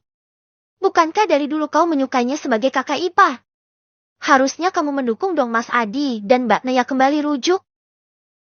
Kau tahu? Dengan bersatunya Mas Adi dan Mbak Neya, kita bisa hidup enak tanpa harus berusaha payah bekerja. Ujar Ayu. Cih, sudah kutebak niat licikmu dan Mas Adi. Setelah tahu kalau Mbak Neya itu aslinya orang berada, kalian pasti ingin numpang hidup pada Mbak Neya kan? Makanya Mas Adi nyusul ke Jakarta untuk mengajak rujuk. Aku yakin, Mbak Neya gak akan sebodoh itu mau kembali bersama Mas Adi. Lagi pula, mana bisa mereka menikah lagi, orang Mbak Neya udah di talak ketiga. Yang artinya selamanya mereka tidak akan pernah rujuk. Balas Aris mencibir saudaranya. Ayu merengut kesal. Dan satu lagi. Seru Aris kembali bersuara. Ayu pun kembali melirik saudara kembarnya itu. Aku kecewa berat padamu, Yu. Bisa-bisanya kau membuat fitnah keji terhadap Mbak Neya. Padahal jelas-jelas bapaklah yang salah. Aku benar-benar gak nyangka. Mempunyai saudara selicik dan sejahat kamu. Ucap Aris, menatap penuh kecewa pada saudara kembarnya itu. Padahal mereka selalu bersama. Tumbuh dan berkembang bersama. Bagaimana bisa adik kembarnya bisa sejahat ini? Deh. Ayu terdiam dan mematung. Rasanya ada yang nyelekit di ulu hatinya saat Aris mengutarakan kekecewaan terhadapnya. Tapi, satu yang kusyukuri, akhirnya Mbak Neya bisa terlepas dari belenggu keluarga toksik ini dan meraih kebahagiaannya sendiri di luar sana. Terlepas dari ia yang berasal dari keluarga terpandang dan terhormat. Ia bisa membuktikan bahwa ia bisa sukses tanpa mereka. Kau tahu kan Kanayama? Itu adalah usaha yang dirintis Mbak Neya sendiri. Imbu Aris lagi kemudian pergi meninggalkan Ayu sendiri. Ayu hanya bisa mendesah kasar. Mas Adi kapan pulang? Kenapa gak ada kabar sampai sekarang? Cih. Gerutu Ayu kemudian juga bangkit dan memasuki kamarnya sendiri. Kembali di pesta. Bianca menatap terluka ke arah pelaminan. Terlihat Adrian dan Kanaya yang berbahagia sembari menyambut para tamu yang mengucapkan selamat. Ia terpaksa datang malam ini. Demi nama baik keluarganya ia diharuskan ikut hadir di pesta pernikahan Neya dan Rian. Walau sakit yang ia rasa, sudah lama sekali Bianca menyukai Adrian, bisa dibilang sejak kecil. Akan tetapi Rian selalu menolak dan menolaknya, dan lebih memilih wanita lain daripada dirinya yang mencari setulus hati. Bi, yang sabar ya. Mungkin Adrian bukan jodohmu. Ucap teman Bianca menyemangatinya. Bianca membuang nafasnya kasar, lalu menoleh pada teman-temannya itu. Terlihat Bianca menelisik salah satu temannya yang terlihat cantik dan putih mulus. Ti, kamu cantik dan seksi. Bagaimana kalau kamu bantu aku? Ucap Bianca. Bantu? Memang kamu butuh bantuan apa dariku, Bi? Tanya teman Bianca yang bernama Tiara itu. Kamu bisa kan menggoda kalian? Hah? Meng, apa tadi kamu bilang? Menggoda? Mata Tiara terbelalak.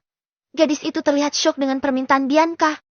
Iya, goda kalian, kalau perlu ajak dia tidur denganmu. Aku gak rela wanita itu berbahagia bersama kalianku. Aku mau dia juga merasa menderita. Aku ingin lihat kehancuran mereka. Lebih tepatnya wanita itu. Aku ingin membuatnya menjadi janda lagi. Bukankah itu sesuatu hal yang sangat memalukan? Janda 2 kali. Bianca menyeringai licik. Kalau ia tidak bisa mengusik mereka, maka akan lewat orang lain. Wah, gak berani aku, Bi. Grup Mahesa itu sangatlah berpengaruh di dunia bisnis. Apalagi perusahaan keluargaku tengah menjalin kerjasama dengan grup Mahesa. Permintaanmu ini sangat bersiko bagi keluargaku. Ucap Tiara angkat tangan, tidak bisa membantu temannya itu. Bianca mendengus. Ayolah Ti, tolong bantuin aku. Kita kan bestie, kamu kan cukup jeti selingkuhan kalian. Tidak, cukup tidur 1 kali aja sama dia. Maka semuanya selesai. Pinta Bianca mengatasnamakan persahabatan mereka. Beberapa jam telah berlalu, tamu undangan perlahan mulai berkurang. Jam sudah menunjukkan pukul 21,3 malam. Sebentar lagi pesta akan selesai. Naya duduk di atas pelaminan, dengan Adrian di sampingnya. Wanita yang telah menjadi ratu malam itu terlihat tengah memukul-mukul betisnya pelan. Berdiri selama berjam-jam membuat kaki mantan janda kembang itu pegal dan kesemutan. Pegal ya sayang? Tanya Adrian. Naya mengangguk. Pegal banget mas. Ya ampun, berapa sih total tamu undangannya? Perasaan dari tadi gak habis-habis. Sampai kering gigiku ku buat senyum terus dari tadi. Keluh Naya. Ya bagaimana tidak pegal? Hampir 3.000 orang undangan. Pantaslah Naya merasa kelelahan. Relasi kakekmu ada banyak. Belum lagi ditambah relasi keluargaku. Dan sanak saudara. Pasti ada ribuan. Sini aku pijitin. Adrian pun berjongkok di depan istrinya lalu meraih sebelah kakinya dan ia letakkan di sebelah kakinya sendiri. Kemudian ia memijit pelan kaki istrinya tersebut. Mas, malu ih. Naya berusaha mencegah. Ngapain malu? Kita kan usah sah jadi suami istri. Rian abai dan terus memijit kaki istrinya. Benar saja, perlakuan Adrian tersebut mengundang banyak perhatian dari tamu undangan yang masih berada di sana. Dasar anak muda. Nyonya Ruby geleng-geleng kepala melihat cucu dan cucu mantunya itu. Tapi dalam hati merasa senang. Karena akhirnya cucunya mendapatkan orang yang tepat. Seorang suami yang meratukan istrinya. Kini sudah pukul 10 malam lewat. Pesta pun telah usai. Kini tinggal sisa-sisa pesta dengan kerabat-kerabat dekat yang terlihat masih bercengkrama satu sama lain. Kalian berdua istirahat saja. Kalian pasti sangat lelah. Tamu undangan kali ini memang sangatlah banyak. Ucap Budayena menyuruh anak dan menantunya untuk beristirahat saja. Naya dan Rian mengangguk. Keduanya memang sudah sangat kelelahan. Baiklah Ma, kami ke atas dulu ya. Semuanya. Pamit Rian yang langsung mengajak istrinya untuk menuju ke kamar mereka. Malam ini mereka semua akan menginap di hotel tersebut. Tentu kamar untuk Naya dan Rian adalah tipe Presidential Suite. Mau ku gendong? Tawar Rian. Tak tega melihat istrinya yang sudah kelelahan sedari tadi. Naya menggeleng. Tidak perlu. Aku masih bisa kok berjalan menuju kamar. Tentu saja Naya menolak.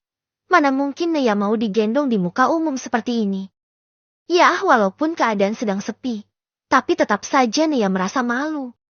Karena masih ada segelintir pegawai hotel yang terkadang berseliweran. Akan tetapi, Rian sama sekali tidak memperdulikan penolakan dari istrinya. Tanpa babi burian pun langsung menggendong Naya di depan. Mas! Naya memeki kaget. Mas, turunin gak? Malu ih. Naya meminta diturunkan. Diamlah. Aku akan menggendongmu seperti ini sampai ke kamar kita. Ucap lelaki yang sudah bergelar suami itu. Mas. Rengek Naya, memohon. Tetapi Adrian tidak menggubrisnya. Alhasil Naya hanya bisa pasrah dan menyembunyikan wajahnya di dada bidang sang suami. Diam-diam Rian pun tersenyum. Seperti ucapan Rian tadi, Rian menggendong istrinya ala bridal style sampai ke dalam kamar mereka. Sudah sampai sayang? Seru lelaki tersebut.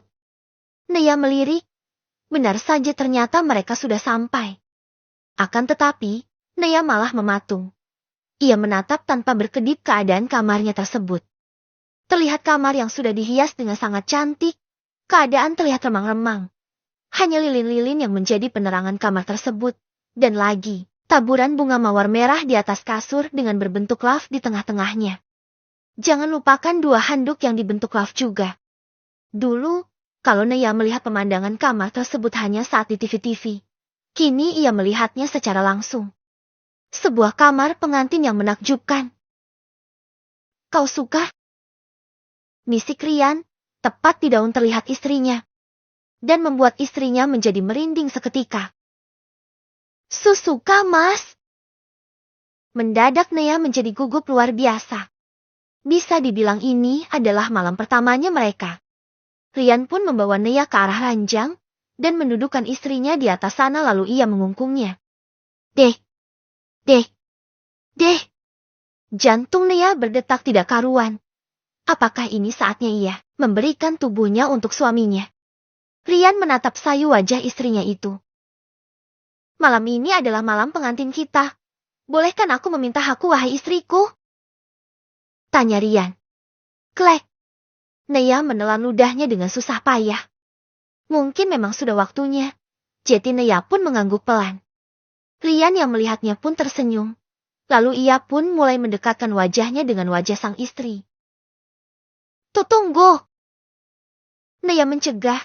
Yang otomatis gerakan Rian terhenti, lalu menatap penuh tanya wajah istrinya.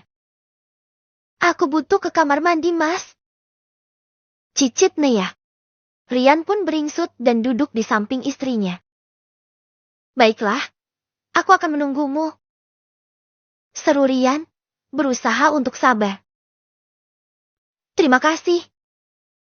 Cicit Naya lagi. Dan Rian mengangguk kecil.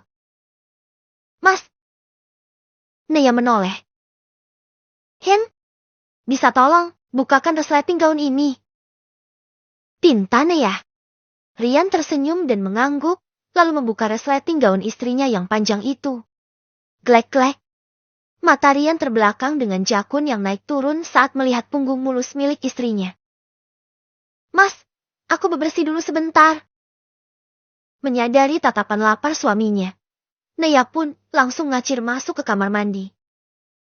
Oh ya ampun, sabar Rian sabar. Rian mengelus dadanya yang juga berdebar-debar tak karuan itu. Di dalam kamar mandi Naya mulai membersihkan dirinya. Ia tidak mungkin mempersembahkan tubuhnya yang bau keringat itu yang padahal ia sama sekali tidak berkeringat. Tetapi Naya tidak percaya diri kalau belum mempersiapkan dirinya. Jadi malam itu ia menggunakan wewangian yang sudah disediakan pihak hotel di sana. 20 menit menunggu. Akhirnya Naya keluar juga dari kamar mandi. Ia hanya menggunakan badrobe saja, dengan rambut yang tergerai panjang. Rian yang menatapnya pun terpesona. Tanpa babi bu lagi, Rian langsung menarik istrinya dan membawanya ke dalam pelukan. Mamas, kak kamu gak mandi dulu? Tanya Naya dengan tergagap, lantaran mendapat serangan yang mendadak dari suaminya. Tidak perlu, kan nanti juga berkeringat lagi. Ayo kita mulai sekarang.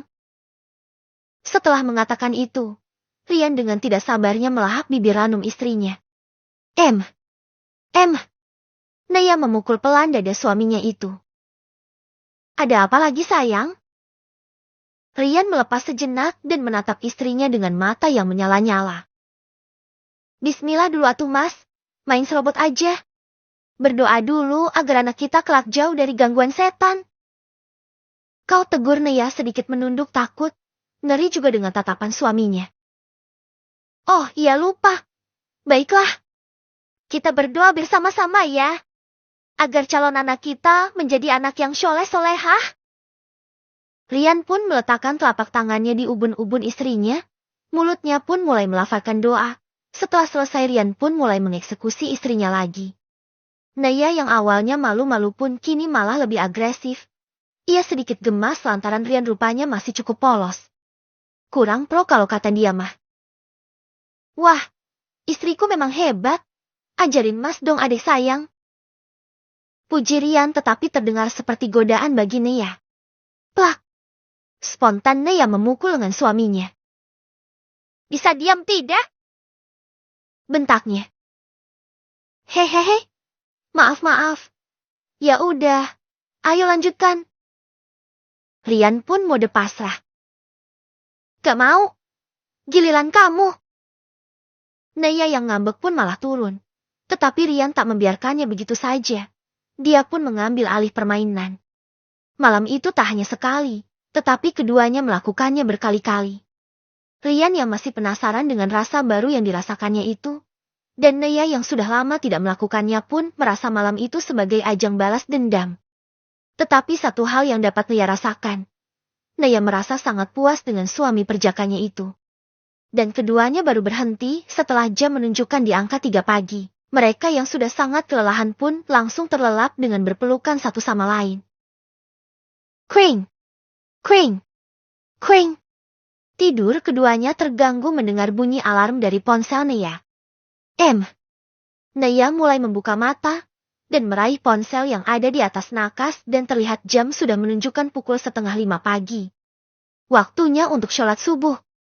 Dan Naya memang selalu menyalakan alarm di jam itu setiap hari.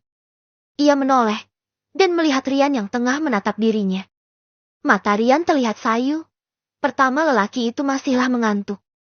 Begitupun dengan dirinya. Bangun Mas, waktunya sholat subuh. Ucap Naya. Rian malah mengeratkan pelukannya. Keduanya sama-sama bisa merasakan kehangatan karena di balik selimut tubuh mereka masihlah polos. Tidak ada satu benang pun yang menempel. Dengan tubuh yang saling menempel seperti itu, Rian mulai merasa gusar. Sayang, main sebentar yuk, adekku udah bangun lagi ini. Aduh, gak tahan. Rian merengek, setelahnya langsung mengungkung lagi istrinya lalu menenggelamkan wajahnya ke dada istrinya. Naya sudah mau protes dan marah, tetapi tidak jeti saat merasakan sensasi permainan El. D4 khas suaminya itu. Mas, shush. Naya mendesah tertahan. Wah, waktunya subuh. Dengan susah payah Naya mengatakan hal tersebut. Rian mengangkat wajahnya dan menatap wajah tak berdaya istrinya. Sebentar saja kok sayang, masih sempat kok. Ucapnya yang tanpa babi bu langsung menyuntik inti istrinya. Bagaimana lagi, Naya tidak dapat menghindarinya. Jadi di waktu subuh itu, keduanya kembali melakukan hubungan suami istri. Cepetan Mas, Kak katanya mau cepet. Lihat udah jam 5 lewat. Ucap Naya terbata-bata memperingati suaminya. Iya sayang, sebentar lagi. Rian pun menambah ritme permainannya dan 5 menit kemudian ia pun mencapai puncaknya. Lahar panas miliknya kembali memenuhi rahim istrinya. Hah! Nafas keduanya pun tersengal-sengal setelah kembali mendapatkan pendakian yang memuaskan. Terima kasih sayang. Semoga benih-benihku tumbuh subur di rahimmu. Terakhir Rian mengecup perut rata istrinya. Mas, jangan terlalu berharap. Aku takut kamu kecewa. Cicit Naya. Rian pun tersenyum. Iya, aku tahu. Semuanya tergantung kuasa Tuhan. Tetapi kita sebagai manusia juga harus rajin-rajin berusaha. Jeti, setelah subuhan nanti, kita kembali membuatnya. Oke? Ucap Rian, dalam mode genit. Naya menganga. Yang benar saja. Baru juga selesai, udah minta lagi. Naya, dibuat tak habis pikir karenanya.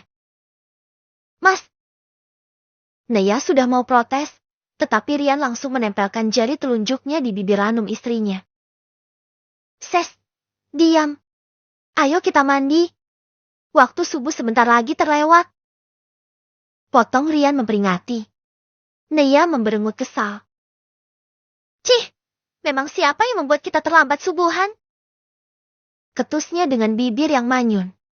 Ah, andai tidak ingat waktu subuh akan segera habis. Ingin sekali rasanya Rian melahap bibir neram itu, dan kembali bertukar peluh bersama istrinya. Tetapi sebisa mungkin Rian menahannya. Ayo, kita mandi sekarang. Rian pun langsung membopong istrinya dan membawanya memasuki kamar mandi. Mas! Nea memekik karena cukup terkejut. Kita mandi bersama untuk menghemat waktu sayang. Ayo. Kini keduanya pun berdiri di bawah shower. Nea terlihat malu-malu dengan mereka yang sama sekali tidak berbusana. Dengan jelas Nea bisa melihat setiap otot-otot milik Rian. Begitupun sebaliknya. Rian pun dengan jelas bisa melihat setiap lekuk tubuh istrinya yang cantik itu. Sayang, pantatmu seksi karena ada tahi lalatnya. Seru Rian memuji. Blas. Sontak saja wajah Nea pun memanas. Ia malu sekali mendengar seruan suaminya. Bek. Tidak bisa berkata-kata akhirnya Nea hanya bisa memukul kecil bahu suaminya itu. Keduanya mandi dengan secepat kilat. Itu dikarenakan memburu waktu subuh yang sebentar lagi akan selesai. Selesai mandi keduanya pun langsung subuhan berjamaah. Mau apa lagi, Mas? Nea memekik karena baru melepas mukena ia sudah diserbu suaminya lagi. Ayo kita bikin anak kita lagi sayang. Ajak Rian dengan mulut tidak filter. Nea saja yang sudah pernah menikah merasa malu dengan ucapan Rian itu. Tetapi mengapa Rian bisa terlihat sesantai itu? Astaga! Apakah dia telah menikahi seorang lelaki mania? Tetapi... Kita baru aja selesai mandi. Rambutku juga belum kering, Mas. Masa udah minta lagi? Dalam gendongan Nea memprotes. Habis Mas candu sayang. Ternyata enak ya kampat weh. Rian nyengir kambing. Nea mendengus. Tapi Mas, aku... Ses, gak boleh nolak permintaan suami ya sayang. Udah kali ini kamu diam aja. Biar Mas yang bekerja. Oke? Rian pun membawa istrinya kembali ke atas peraduan, lalu memulai aksinya kembali. Kali ini Rian sangat menggebu-gebu. Ia menggempur istrinya tanpa ampun. Nea yang dulunya selalu kekurangan kini dibuat kewalahan menghadapi nafsu suaminya. Nea, dibuat tepar tak berdaya. Suami yang semalam ia kira cupu ternyata kini sudah menjadi suhu dalam waktu beberapa jam saja. Mas, udah ya. Aku gak kuat. Kamu minum jamu apa sih? Kenapa seolah gak ada puasnya? Lirih Nea yang sudah sangat kelelahan. Wajahnya dan seluruh tubuh kini sudah penuh dengan keringat. Rian terkekeh. Jamu? Mana ada? Aku ini memanglah perkasa sayang. Bagaimana? Kamu puas kan? Nea mengangguk saja. Bukan hanya puas, lebih dari puas malah. Rian tersenyum melihat wajah kelelahan istrinya. Krak. Krukik. Lalu terkejut saat mendengar perut istrinya yang berbunyi sangat nyaring. Rian pun melirik jam yang ada di atas nakas. Ternyata sudah jam 10. Pantas saja itu lemas begini, kita melewatkan makan pagi ternyata. Gumam Rian baru sadar. Nea yang mendengarnya mendengus kesal. Kamu sih, gak ada jeda. Cepat pesan makanan, aku sudah sangat lapar. Seru Nea menggerutu. Iya, aku pesan sekarang. Rian pun langsung menelpon bagian pelayanan hotel dan memesan makanan untuk mereka santap. Mau mandi? Tawar Rian. Gak ah, lemes aku. Nea menutup wajahnya dengan selimut. Rian terkekeh melihat istrinya yang menggemaskan itu. Rian pun bangkit. Ia menuju kamar mandi untuk membersihkan diri dan membiarkan istrinya beristirahat. Di dalam kamar mandi, Rian pun senyum-senyum sendiri.